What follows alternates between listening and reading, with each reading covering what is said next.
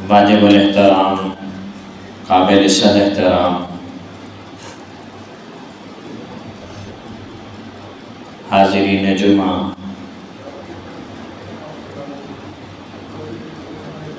ربیع الاول کا مہینہ اپنے اختتام کو پہنچنے والا ہے۔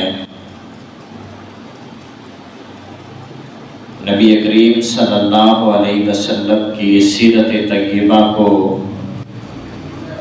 عمومی طور پر اس منتھ میں بیان کیا جاتا ہے۔ ضرورت اس بات کی ہے کہ سیرت طیبہ کو مستقل طور پر لوگوں کے سامنے بیان کیا جائے اور امت مسلمہ سیرت النبی صلی اللہ علیہ وسلم کو اپنا کر زندگی گزارے۔ اصل مقصد یہ ہے، لیکن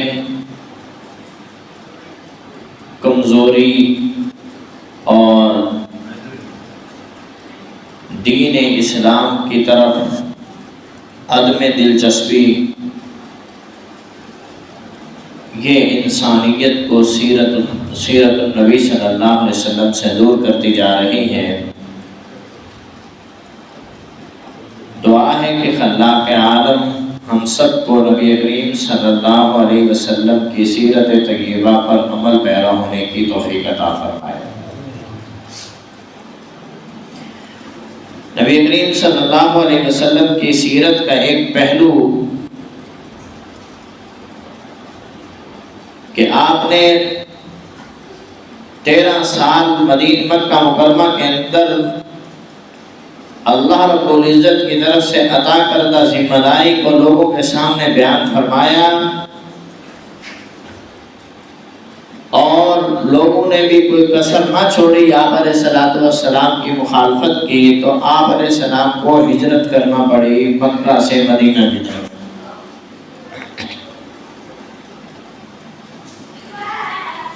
ہجرت کا پس منظر یہ ہے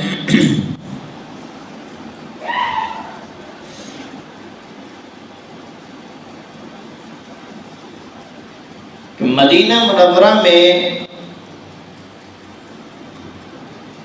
2 بڑے قبیلے تھے جو کہ زمانہ جاہلیت میں مشرکین تھے، جن کا نام اوس اور خزرج تھا۔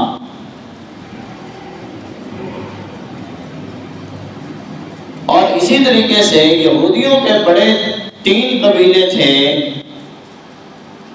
بنو نذیر، بنو قریظہ اور بنو قینقاع۔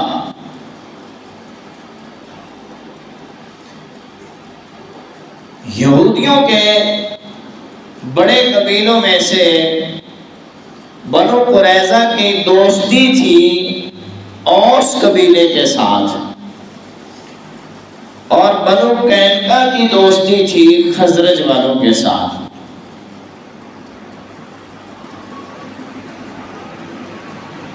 یہودیوں کے آپس میں اختلافات ہوتے رہتے تھے، جنگ و جدال ہوتی رہتی تھی، جب وہ آپس میں لڑتے تھے تو بنو قریظہ والے اپنے دوستوں کو ساتھ ملا لیتے تھے اور بنو قینقاع والے اپنوں کو ملا لیتے تھے۔ اور بنو نذیر کا کام یہ ہوتا تھا، جو قبیلہ جیتنے والا ہوتا تھا یہ ان کے ساتھ ہو جاتے تھے۔ تو یوں ان کے آپس میں جنگیں ہوتی رہتی تھی، لڑائیاں ہوتی رہتی تھی۔ بائی چانس انہوں نے یہ فیصلہ کیا، بیٹھ کر طے کر لی یہ بات کہ آج کے بعد اب لڑنا نہیں ہے، جب بھی کچھ معاملات ہوں گے، اختلافات ہوں گے، اس کے اوپر ایک ہمارا سردار ہوگا جو حاکم ہوگا ہمارا، ہم اپنا کیس اس کے پاس لے جایا کریں گے، وہ فیصلہ کر دیا کرے گا، ہم مان لیں گے۔ لڑنا نہیں ہے، قتل و غارت گیری، اپنی ایک دوسرے کی نسل کشی کرنا، یہ ہم نہیں کریں گے۔ یہ آپس میں کمٹمنٹ ہو گئی۔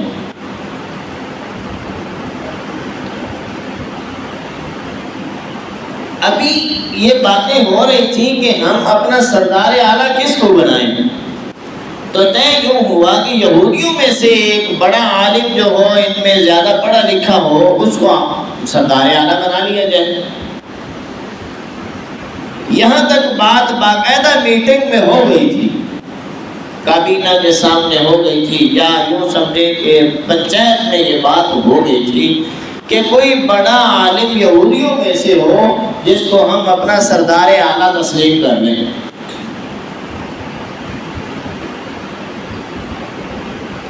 اور لوگوں میں یہ خیال کیا جانے لگا کہ بڑا عالم کون ہوگا، کس کا نام لیا جائے؟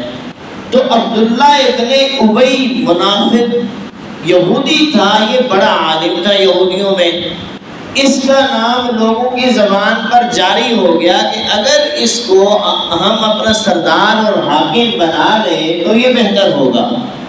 باتوں میں لوگوں کے درمیان عمومی، یعنی جیسے الیکشن کے اعلان ہو جاتا ہے نا، تو الیکشن کے موقع پر پھر ہر جگہ پر، ہر بیٹھک میں، ہر جگہ یہ باتیں ہوتی ہیں کہ الیکشن میں ووٹ کس کو دینا چاہیے،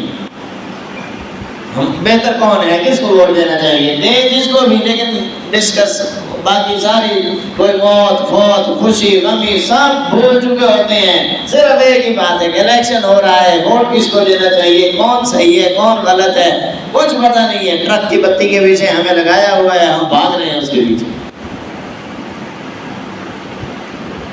تو بہرحال یوں ڈسکس ہونے لگ گئے کہ اس کے نام پر عبداللہ ابن ابی کا نام جو ہے نا وہ بہتر رہے گا، اس کو سردار بنا لیا جائے، حاکم بنا لیا جائے۔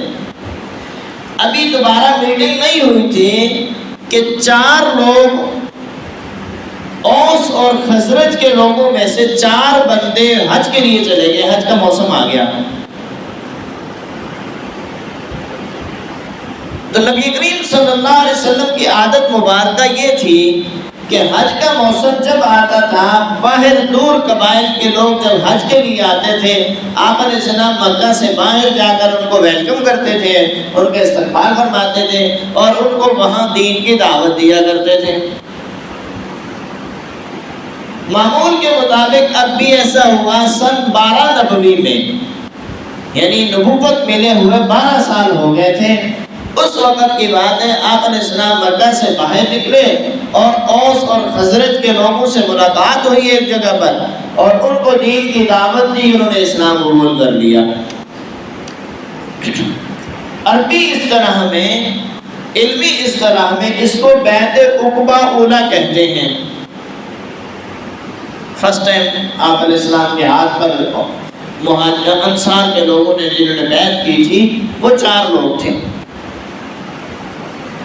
انہوں نے عرض کیا، یا رسول اللہ آپ کو یہاں بڑی تنگی ہے، ہم نے اسلام قبول کر لیا ہے، آپ ہمارے پاس تشریف لے آئیں، ہم آپ کو اپنے قبیلوں میں اپنی جگہ پر رکھیں گے، وہاں ہم آپ کی حفاظت کریں گے۔ آپ نے فرمایا چلیں اس پر بھی غور کر لیں گے، تم واپس جا کر اپنے قبیلوں کو دعوت دینا، اگر وہ اسلام قبول کر لیں گے تو میں بھی آ جاؤں گا۔ حج کا موسم پورا ہوا، حج کیا، لوگوں نے واپس اپنے اپنے علاقوں میں چلے گئے۔ وہ جو لوگ آپ علیہ السلام کے ہاتھ پر بیعت کر کے آئے تھے، انہوں نے آ کر اپنے قبیلے کے سامنے بات کی، لوگوں نے اسلام قبول کر لیا۔ اور یہی بات انہوں نے جا کر یہودیوں کے سامنے کی کہ دیکھو آپ لوگ یہاں مدینہ میں آ کر آباد ہوئے ہو، اصل تو تم شام اور ان علاقوں کے رہنے والے تھے، تم جو یہاں سال ہاں سال سے آباد ہو، وجہ یہ تھی، تمہاری سوچ یہ تھی کہ آخری نبی جب آئیں گے یہاں ہجرت کر کے ہم ان کا ساتھ دیں گے، ان کے ہاتھ پہ بیعت کریں گے، تو کیوں نہ ایسا کیا جائے، آخری نبی تو آ گئے ہیں، ہم ان کو یہاں بلا لیتے ہیں، ہم سب مل کر ان کے ہاتھ پر بیعت کریں گے، وہ ہمارے امیر بھی ہوں گے، حاکم بھی ہوں گے، سردار بھی وہی ہوں گے، فیصلے بھی ہمارے وہی کریں گے، ہمارے نبی بھی وہی ہوں گے، دین کی دعوت بھی دیں گے ہمیں۔ اب جب عوام میں یہ بات پہنچی تو یہودی عوام نے اس بات کو بہت اچھا سراہا کہ یہ ٹھیک ہے، ہونا چاہیے ایسا، لیکن اصل مصیبت تو ان لوگوں کو پڑ گئی نا جن کو پتا تھا کہ اب ہماری سرداری کا کیا بنے گا، ہمیں تو کوئی سلوٹ نہیں کرے گا، ہماری جگیرداری تو ساری ختم ہو جائے گی۔ ان کو بڑی پریشانی ہوئی، اب اپنی عوام کو وہ یہ بھی نہیں کہہ سکتے کہ نہیں ہم اس نبی کو نہیں مانتے یا ان کے ہاتھ پر بیعت نہیں کرتے، یہ بات بھی نہیں ڈائریکٹ کر سکتے، کرتے ہیں تو وہ ان کے لیے عوام کہیں گے پھر ہم ادھر آگے رہے کیوں ہیں۔ خوشحال علاقوں کو چھوڑ کر ہم یہاں ریتلی علاقوں میں کیوں آ کر رہے ہیں؟ ہماری نسلیں یہاں پر کیوں آباد ہوئی ہیں؟ وجہ کیا تھی؟ تو یوں اسی اثناء میں 1 سال کا وقت گزر گیا، اگلا سال پھر آ گیا، حج کا موسم آ گیا۔ حج کے موسم میں اب دوبارہ اوس اور خزرج کے لوگ حج کے لیے گئے تو یہ 83 یا 84 لوگ تھے، بڑا لشکر گیا۔ انہوں نے آپ علیہ السلام کے ساتھ ملاقات کی اور آپ کے ہاتھ پر دوبارہ بیعت کی۔ اس کو کہتے ہیں بیعت عقبہ ثانیہ، دوسری بیعت۔ اس موقع پر آپ کے ساتھ آپ کے چچا حضرت عباس بھی تھے۔ ان لوگوں نے آ کر عرض کی یا رسول اللہ، ہم لوگوں نے فیصلہ کیا ہے کہ آپ ہجرت فرمائیں اور ہمارے پاس آ جائیں، ہم آپ کی حفاظت کریں گے۔ تو حضرت عباس رضی اللہ تعالیٰ نے فرمایا کہ دیکھیں یہ نا یہاں پر اپنی قوم میں اپنے قبیلے میں ہیں تو ان کی حفاظت یہاں پر کم از کم قوم مانے یا نہ مانے ان کے ساتھ تو کھڑی ہے نا، آپ ان کو ساتھ لے کر جاؤ گے اس کا مطلب یہ ہے کہ پوری دنیا کفر تمہاری مخالف ہو جائے گی، تم ان کی حفاظت کیسے کرو گے؟ اگر کر سکتے ہو تو ٹھیک ہے، نہیں کر سکتے تو کم از کم ان کو اپنوں میں رہنے دو، یہ نہ جائے وہاں پر۔ تو حضرت سعد بن ابی وقاص سعد بن معاذ رضی اللہ تعالیٰ عنہ، سعد بن عبادہ رضی اللہ تعالیٰ عنہ، یہ سردار تھے اوس اور خزرج کے۔ انہوں نے کہا کہ یا رسول اللہ جب تک ہم میں ایک بچہ بھی زندہ ہے مردوں میں، اس وقت تک دشمن آپ تک نہیں پہنچ سکتا۔ ہم آپ کے ساتھ وعدہ کرتے ہیں ہمارا جینا مر، ہم موت کی بیعت کرتے ہیں آپ کے ہاتھ پر کبھی دشمن آپ تک نہیں پہنچنے دے گا۔ یہاں ایک نقطے کی بات میں آپ کے سامنے گزارش کرتا ہوں۔ حضرت لوط علیہ السلام کو جس وقت ان کی قوم نے ستایا، بے بس ہو کر انہوں نے ایک دعا کی تھی کہ یا اللہ کاش آج میرے لیے میری قوم ہوتی۔ کیا دعا کی؟ کاش کہ آج میرے لیے میری قوم ہوتی جو مجھے سپورٹ کرتی۔ مفسرین نے لکھا ہے اللہ کو اس بات پر اتنا ترس آیا، اس کے بعد اللہ نے کوئی نبی بغیر قوم کے نہیں بھیجا۔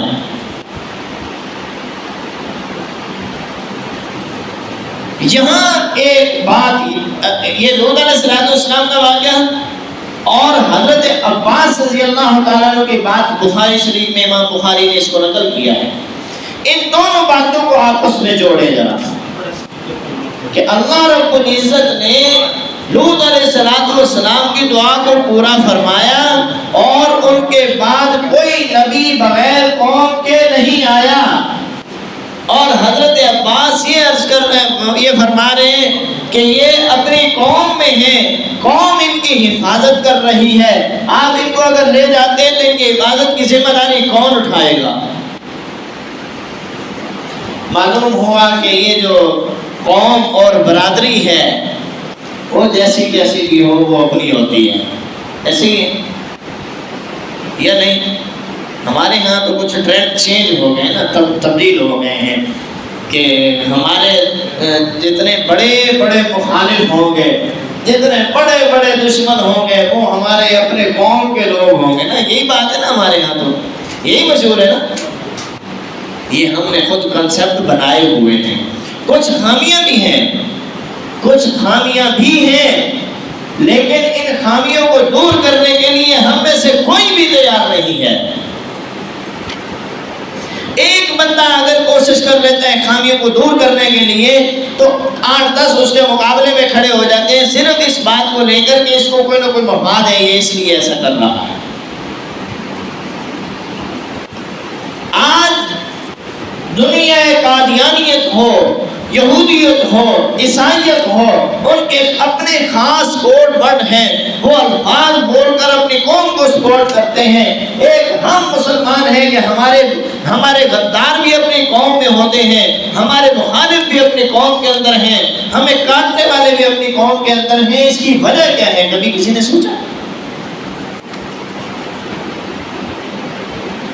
قوم اور برادری ہونا یہ تو اللہ کی نعمت ہے. اللہ کا نبی یہ کہہ رہا ہے کہ کاش میرے لیے کوئی قوم ہوتی. اور اللہ کے نبی کو سپورٹ کرنے والی شیبہ ابی طالب کے اندر بنو ہاشم نے 3 سال تک اذیتیں کاٹ لی.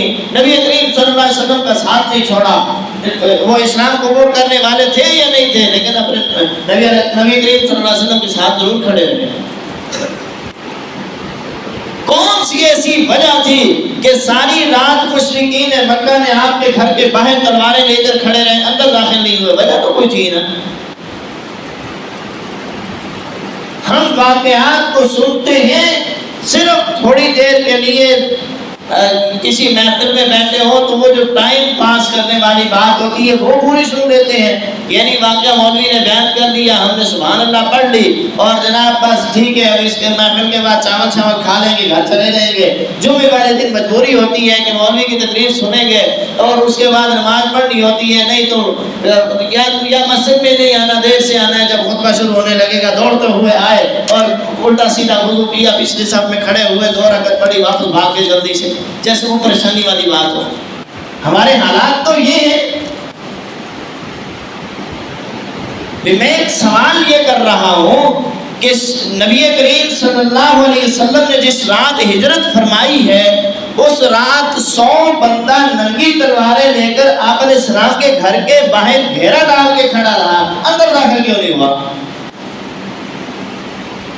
ایک وجہ تو اس میں یہ ہے، وہ جو کتابوں کے اندر لکھی ہے علمی بات ہے، وہ میں آپ کو بتا دیتا ہوں کہ عرب معاشرے کے اندر قبائل میں یہ بات رائج تھی، آج بھی ہے. آج بھی جو قبائلی سسٹم ہے، ہمارے قبائلی علاقوں میں دیکھ لیں، بلوچستان کے علاقوں میں دیکھ لیں، جہاں قبائل کا سسٹم ہے، وہاں عورت پہ ہاتھ اٹھانا وہ عیب سمجھتے ہیں.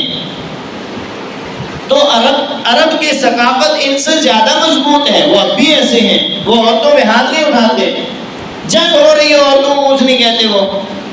تو زنانہ مکان کے اندر گھسنا یہ عیب سمجھا جاتا تھا. وہ اس وجہ سے نہیں گھسے، یہ بات کتابوں میں لکھی ہوئی ہے. لیکن میرا سوال اس سے آگے والا ہے کہ ساری رات مسلح لوگ کھڑے رہے، سارے قبائل کے لوگ تھے، اس میں 100 بندہ وہاں پر کھڑا ہوا تھا. آخر بنو ہاشم کس کے ساتھ مقابلہ کرتے؟ وہ لوگ گھر کے اندر کیوں نہیں گھسے؟ جو لوگ احد میں لشکر کشی کر سکتے ہیں، بدر میں کر سکتے ہیں، خندق میں کر سکتے ہیں، سارے جمع ہو کر حملہ کر سکتے ہیں، انہوں نے اس رات حملہ کیوں نہیں کیا؟ قوم کی سپورٹ تھی پیچھے. پتا تھا کہ بنو ہاشم کے لوگ علاقوں کے علاقے اجاڑ کر رکھ دیں گے اگر ہم نے کسی قسم کی غلطی کی تو. ایسی ویسی کوئی حرکت کی، ہم نے گھر میں گھسنے کی کوشش کی یا ہاتھ اٹھانے کی کوشش کی تو یہ لوگ ہمیں نہیں چھوڑیں گے. یہ پتا تھا اس بات کا. قوم کسی چیز کا نام ہے. یہ اللہ رب العزت نے خنزیر کو بھی پیدا کیا تو بے فائدہ پیدا نہیں کیا. دنیا جہان کی سب سے غلیظ مخلوق ہے. قرآن کہتا ہے حرمت علیکم المیتۃ والدم ولحم الخنزیر. خنزیر نجس العین چیز ہے، اللہ نے اس کو بھی بے فائدہ پیدا نہیں کیا. ہم اپنی قوم کے بارے میں کبھی سوچتے نہیں ہیں کہ اللہ نے ہماری قومیں جو بنائی ہیں، خاندان بنائے ہیں، ہمارے کنبے بنائے ہیں، قبیلے بنائے ہیں، کوئی تو مقصد ہوگا. کبھی سوچتے نہیں ہیں. اصلاح معاشرے کی ضرورت ہے. ایک ایک پوائنٹ، ایک ایک آیت اور ایک ایک واقعے سے ہمیں نبی کریم صلی اللہ علیہ وسلم کی زندگی سے رہنمائی ملتی ہے. مسئلہ اصل میں یہ ہے کہ ہم رہنمائی لے تو تبھی ملتی ہے نا، جب لینا ہی نہ چاہیں تو کیسے ملے گی؟ قادسیہ کے میدان میں صحابہ کرام کے مقابلے میں تقریباً 3 لاکھ کا لشکر تھا اور صحابہ 33,000 تھے. جیت کیسے گئے؟ کیا وہ مخلوق نہیں تھے؟ وہ انسان ہی تھے. 2 ہاتھ 2 آنکھیں جیسے جسم وجود اللہ نے ہمیں دیا ان کو بھی دیا ہوا تھا. مقصد کیا تھا؟ وہ جیتے کیسے ہیں؟ کبھی ہم نے سوچا ہے کہ کون سی خوبی ان کے اندر ایسی تھی کہ وہ زمین کے جس ذرے پہ پاؤں رکھ لیتے تھے وہ ذرے میں ان کے لیے دعا کیا کرتے تھے، ان کے لیے رحمت اللہ سے طلب کیا کرتے تھے۔ ہماری حالت یہ ہے کیا؟ ہم بہت دور جا چکے ہیں، اسلام کا نام تو لیتے ہیں لیکن اسلام کے نام لینے میں اس پر عمل کرنے کے اندر شرم محسوس کیوں کرتے ہیں؟ تو نبی کریم صلی اللہ علیہ وسلم کو سپورٹ کیا آپ کی قوم نے۔ حضرت عباس نے فرمایا کہ ان کی حفاظت کی انہوں نے کہا ہم ذمہ داری لیتے ہیں، ان کو لے کر جائیں گے، لیکن ایک شرط انہوں نے رکھی، انہوں نے کہا نبی کریم صلی اللہ علیہ وسلم کبھی مدینہ چھوڑ کر واپس نہیں آئیں گے، جب کبھی اللہ فتوحات عطا فرما دے تو نبی کریم صلی اللہ علیہ وسلم ہمارا علاقہ چھوڑ کر واپس نہیں آئیں گے۔ یہ شرط انہوں نے رکھی۔ آپ نے فرمایا ٹھیک ہے میں کبھی واپس نہیں آؤں، معاہدہ ہو گیا۔ آپ علیہ السلام نے صحابوں کو فرمایا کہ تم جاؤ اور جا کر میرا انتظار کرنا، میں واپس آ جاؤں، میں آ رہا ہوں۔ ادھر آپ علیہ السلام سے حضرت ابوبکر صدیق رضی اللہ تعالیٰ نے ایک دن آ کر عرض کیا یا رسول اللہ آپ مجھے اجازت میں رحمت فرمائیں، میں تنگ ہو گیا ہوں، میں بھی ہجرت کرتا ہوں، لوگ ہجرت کر رہے ہیں، میں بھی کرتا ہوں۔ صحابہ کو اللہ کے نبی نے حکم دیا تھا کہ جس کا جیسے ٹائم ملے، جس کو جیسے موقع ملے، وہ یہاں سے یثرب کی طرف ہجرت کر کے جاؤ۔ صحابہ ایسا ایسا ہجرت کرنا شروع ہو گئے۔ ابو بکر صدیق نے بھی اجازت مانگی، آپ نے فرمایا ابھی ٹھہر جاؤ۔ جب یہ فرمایا کہ ٹھہر جاؤ، ابو بکر صدیق رضی اللہ تعالیٰ عنہ نے تیاری شروع کر دی۔ ابو بکر صدیق مزاج شناس پیغمبر تھے، انہوں نے تیاری شروع کی، 2 اونٹنیاں لے لی، وہ انہوں نے مختص کر دی کہ اس پر سواری کریں گے۔ 40,000 درہم انہوں نے پیسے جو ہیں وہ بھی رکھ لیے، اور اپنے بیٹوں کو، اپنی بیٹیوں کو، گھر والوں کو، غلاموں کو، سب کو آرڈر کر دیا کہ ہنگامی حالت کے لیے تیار رہنا۔ ادھر جب یہ مشرکین مکہ نے اب میٹنگ کرنا شروع کر دیا آپ علیہ السلام کے خلاف کہ اب کچھ ایسا کیا جائے کہ معاملات کو روکنا چاہیے، سارے قبائل کے لوگوں نے جمع ہو کر ایک میٹنگ کی اور اس کے اندر یہ مشاورت کی کہ حل نکالا جائے۔ اب تو ہم تھک گئے ہیں، ہر طرح سے کوشش کر کے دیکھ لیں، یہ تو بڑھتے ہی جا رہے ہیں۔ اب کیا ہوا؟ انہوں نے کہا جی سارے قبائل کے لوگ مل کر ایک بندہ ہر قبیلے میں سے جمع کرو اور ان کے گھر کا گھراؤ کر لو، جیسے باہر نکلے ایک دم ایک ہی تلوار سے وار کر کے ختم کر دیں۔ اب اسی مقصد کے لیے وہ جمع ہو گئے۔ ادھر اللہ رب العزت نے آپ علیہ السلام کو حکم ارشاد فرما دیا کہ آپ جو ہے وہ حکم ارشاد یہ فرمایا کہ آپ ہجرت کر لیں یہاں سے۔ نبی کریم صلی اللہ علیہ وسلم حضرت ابوبکر صدیق کے گھر تشریف لائے، دوپہر کا وقت تھا، آپ نے آ کر فرمایا کہ ابوبکر تیاری کر لو۔ تو سیدنا صدیق اکبر رضی اللہ تعالیٰ نے تو پہلے سے تیار تھے۔ تو وہ رات تھی، آپ علیہ السلام نے حضرت علی رضی اللہ تعالیٰ کو اپنے بستر پہ سلا دیا اور فرمایا کہ میرے پاس لوگوں کی امانتیں ہیں، یہ امانتیں آپ نے سب کو واپس کر کے میرے پیچھے مدینہ آ جانا۔ اور ادھر ابوبکر صدیق رضی اللہ تعالیٰ کو فرمایا کہ ہم نے آج رات سفر کرنا ہے۔ سیدنا صدیق اکبر رضی اللہ تعالیٰ نے اپنی بیٹی اسما کے ذمہ لگایا کہ آپ ایسا کریں کہ ہم جہاں پر بھی ہوں گے ہم تک کھانا پہنچانا تمہاری ذمہ داری ہوگی۔ اور حضرت عامر رضی اللہ تعالیٰ ابوبکر صدیق رضی اللہ تعالیٰ کے بیٹے ہیں، ان کے ذمہ لگا دیا کہ تم نے علاقے کی خبریں لے کر ہم تک پہنچانی ہیں۔ اپنے غلام کو یہ حکم ارشاد فرمایا کہ آپ نے کیا کرنا ہے کہ وہاں جہاں ہم ہوں گے ادھر قریب جو ہے بکریاں چرانی ہے، جب ضرورت پڑا کرے تو وہاں دودھ نکال کر اللہ کے نبی صلی اللہ علیہ وسلم کو پیش کرنا ہے۔ اور یہ نہیں بتایا کہ ہم جا کہاں رہے ہیں، کون سا راستہ اختیار کریں گے، پوری سیکیورٹی کا انتظام کیا ابوبکر صدیق رضی اللہ تعالیٰ۔ جب رات کو گھراؤ کیا تو اس وقت آپ علیہ السلام کو اللہ نے ارشاد فرمایا کہ زمین سے مٹی اٹھاؤ اور ان کفار کی طرف پھینک دو۔ آپ علیہ السلام نے مٹی اٹھائی اور کفار کی طرف پھینک دی۔ تو وہ سارے لوگ جتنے کھڑے ہوئے تھے ان کی آنکھوں میں چلی گئی۔ یہ نبی کریم صلی اللہ علیہ وسلم کا معجزہ تھا، اور معجزہ پیغمبری برحق ہے۔ معجزہ پیغمبری جو ہے وہ نہ شرک ہوتا ہے، نہ کسی قسم کی بناوٹ ہوتی ہے، نہ کہاوت ہوتی ہے، نہ کوئی کہانی ہوتی ہے، نہ خام خیالی ہوتی ہے، کسی قسم کی کوئی بات نہیں ہوتی۔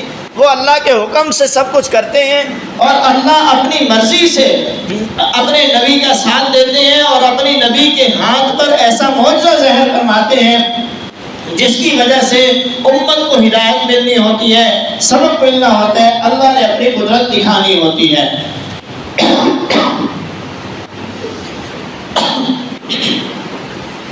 اللہ رب العزت نے اپنی قدرت انبیاء کے ہاتھ پر، جیسے موسیٰ علیہ السلام کو ید بیضاء عطا فرمایا کہ فرمایا فرعون کی مجلس میں جب جاؤ تو اپنا دائیں ہاتھ اپنے بغل میں دے دینا، اور جب باہر نکالو گے تو روشن ہوگا۔ یہ تو اپنے عصا کو زمین میں پھینک دینا، وہ سانپ بن جائے گا۔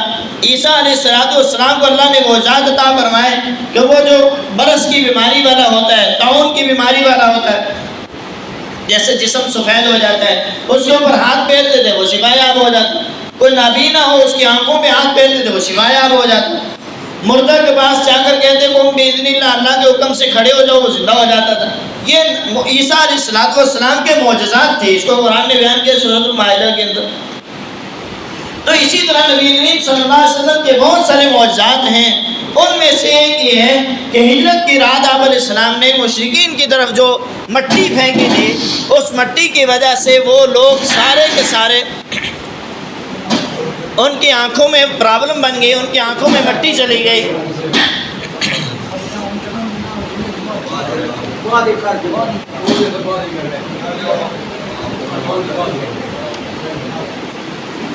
آپ ذرا توجہ کریں 2 منٹ۔ تو یہ نبی کریم صلی اللہ علیہ وسلم کا معجزہ تھا کہ جو مشرکین وہاں پر کھڑے ہوئے تھے ان کی طرف جو مٹی اچھالی گئی تھی، یہی طریقہ آپ علیہ السلام نے غزوہ بدر کے موقع پر بھی فرمایا تھا کہ جب کفار پورا لشکر صفے بنا کر کھڑا ہوا تھا، آپ نے زمین سے مٹی اٹھائی اور ادھر کو پھینکی اور فرمایا شاہد الوجوہ، یہ چہرے مسخ ہو جائیں، یہ چہرے سارے کے سارے بگڑ جائیں۔ تو ان سب کی آنکھوں میں وہ مٹی چلی گئی تھی۔ اسی طریقے سے ہجرت والی رات بھی آپ علیہ السلام نے مٹی پھینکی جب، تو وہ سب کی آنکھوں میں چلی گئی، وہ سارے اپنی آنکھیں مسلتے رہ گئے۔ آپ علیہ السلام کو اللہ نے وہاں سے ان کے اندر سے باعبادت وہاں سے نکال دیا۔ آپ نکلے اور فوراً ابو بکر صدیق کے گھر آئے، ابو بکر صدیق کو ساتھ لیا اور چل دیے۔ جا رہے ہیں راستے میں آپ علیہ السلام کو یہ محسوس ہوا، تھکاوٹ محسوس ہوئی۔ ابو بکر صدیق رضی اللہ تعالیٰ نے عرض کیا یا رسول اللہ، میں دیکھتا ہوں کہ آپ کنکریٹ کے اندر مشکل ہو رہی ہے، پتھروں کے اندر چلنے میں آپ کو، تو آپ کیوں نہ ایسا کریں، آپ میرے کندھوں پہ سوار ہو جائیں۔ نبی کریم صلی اللہ علیہ وسلم کو ابو بکر صدیق رضی اللہ تعالیٰ نے اپنے کندھوں پہ اٹھایا، اور تقریباً 3 میل کا سفر ابو بکر صدیق نے آپ علیہ السلام کو کندھوں پہ اٹھا کر کیا۔ یہ شان ابو بکر صدیق کو ملی کہ اللہ رب العزت نے فضیلت فیض عطا فرمایا، یہ مقام عطا فرمایا کہ نبوت کو کوئی اٹھا نہیں سکتا۔ آپ علیہ السلام نے فرمایا نبوت کا بوجھ کوئی نہیں اٹھا سکتا، واحد ابو بکر صدیق ہے جس نے آپ علیہ السلام کو کندھوں پہ اٹھایا۔ اور بڑی عجیب بات ہے، ابو بکر صدیق کا تعلق نبی کریم صلی اللہ علیہ وسلم کے ساتھ ایسا تھا کہ آپ کے جانی دشمن بھی اس بات کو جانتے تھے کہ اگر نبی کریم صلی اللہ علیہ وسلم کو کہیں ڈھونڈا جا سکتا ہے تو وہ ابو بکر کا گھر ہو سکتا ہے، کوئی اور جگہ نہیں ہو سکتی۔ یہ ابو بکر صدیق رضی اللہ تعالیٰ عنہ کا تعلق تھا آپ علیہ السلام کے ساتھ۔ اور یہ ہجرت کا سفر کیسے ہوا، یہ مکمل کیسے ہوا، راستے میں کیا معاملات پیش آئے، انشاءاللہ آئندہ جمعے میں اس کو مکمل کریں گے۔ اللہ رب العزت ہم سب کو نبی کریم صلی اللہ علیہ وسلم کی سیرت پہ عمل کرنے کی توفیق عطا فرمائے۔ وما علینا الا البلاغ۔